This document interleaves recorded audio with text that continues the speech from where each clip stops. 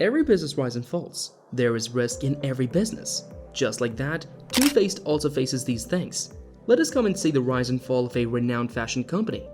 One of the most well-known beauty brands on the market is Too Faced Cosmetics. But how did they engineer this extraordinary success? Before the business was formally established and before they even had a product to their name, Too Faced was truly just an idea. The founders, Jeremy Johnson and Jared Blandino, got to know one another while working in retail for Estee Lauder and shared the opinion that 90s cosmetics were monotonous and rife with regulations. To put it simply, they wanted to experiment with creating products that would bring back the fun to cosmetics with new colors and textures. They just believed that makeup should be pleasant just like life should be, so they set to work making their own lives respectively.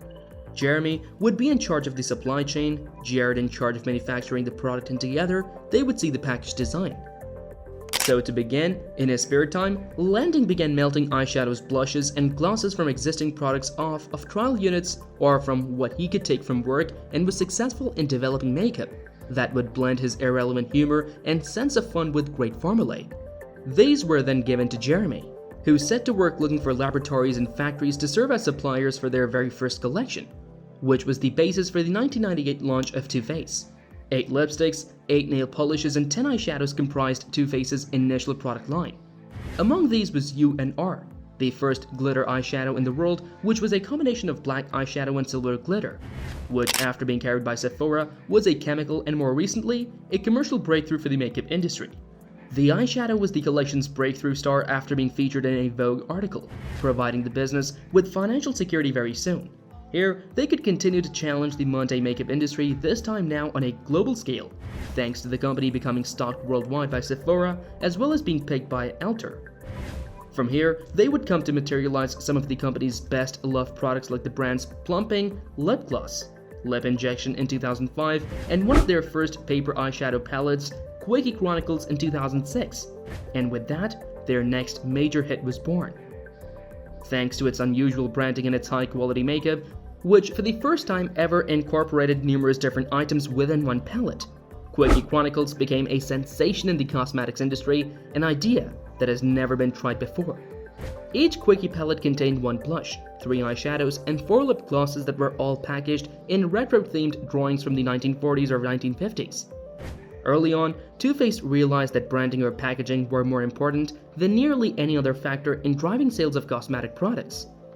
Though they have innovated chemically and innovated with the packaging of this product, as it was a game changer, coming up with truly original ideas in such a saturated market is so difficult, and differentiating a brand with packaging, branding, and marketing therefore becomes paramount, and this is something that Too Faced never failed to neglect.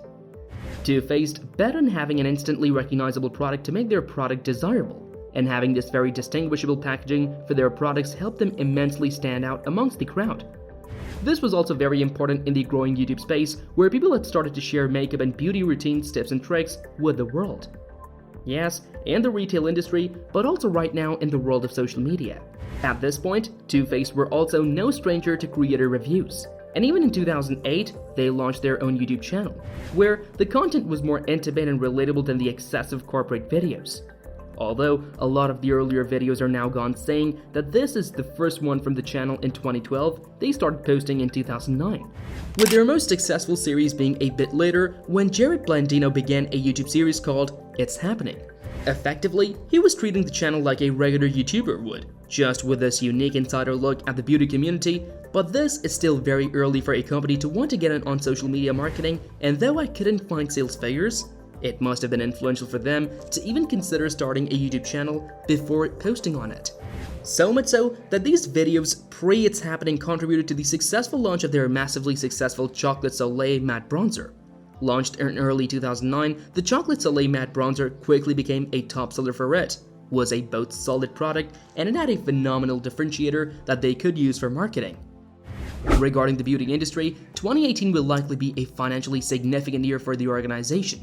Even though all of these controversies eventually subsided as most scandals do, they left them seriously wounded, and sadly, they eliminated some of the attraction that Too Faced formerly enjoyed among consumers.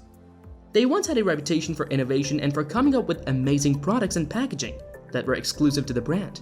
But by this time, all of these things were no longer exclusive to Too Faced. As a result, they became complacent and lost their point of differentiation, which no longer provides consumers with a strong point to hold on to. To avoid this, they shifted their focus rather than consolidating and rebranding. 2019 saw the release of Too Faced's first skincare line entitled Hangover Skincare, which, although hasn't seen the explosive success of the makeup, is still very well received and has brand consistency enough to be desirable for the core audience, especially as this was used in conjunction with their now tried and true social media marketing strategies on Instagram, Facebook, and a new platform, TikTok. They launched TikTok in March of 2019, creating their content. According to Summer Tejvani, Vice President of Marketing at Too Faced, before COVID, Too Faced, much like many other beauty firms, created photoshoot-based campaigns and recruited models, makeup artists, hairstylists, photographers, etc. to carry out that vision, while influencers were only serving as a megaphone to promote the product and the product's narrative on their platforms.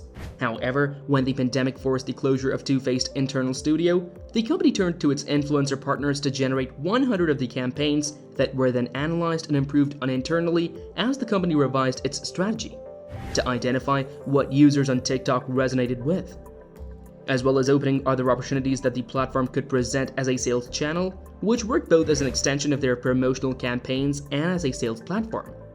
By the beginning of 2022, therefore, everything appeared to be getting better. Although we are unable to estimate sales numbers at this time, it appears that most retailing is moving in this direction, with the introduction of the metaverse when Too Faced debuted Mason Too Faced in January. This won't likely last. In my opinion, either it will burn out or it will spark accusations of ethical marketing and ethical consumption, much like upselling in mobile game apps has.